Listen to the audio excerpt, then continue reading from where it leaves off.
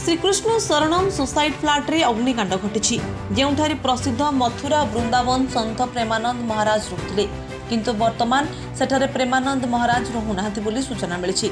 विद्युत short circuit पाई एही flat रे अग्निकांड घटिथिबा कुहाଯାଉଛି। सूचना अनुसार अग्निकांड घंटिबा परे प्रेमानंद महाराज को भल पाउथबा लक्ष लक्ष लोकंकर भीड़ सेही फ्लाट सामने जमीथिला।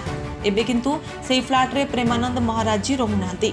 से केलकुंजर एक आश्रम रे रहुछंती। सूचना पाइबा मात्रे तुरंत घटनास्थल में दमकल बाहिनी गाड़ी पहुंची निया को आयत्त करथिला।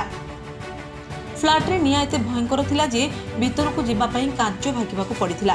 कोनोसी क्षयक्षतिर सूचना एपर्यंत मिली पारि नाही। जदि आपंक आम भिडी भल लगा तेब आम चैनल को लाइक शेयर और सब्सक्राइब करने को जमा भी भूलु नहीं।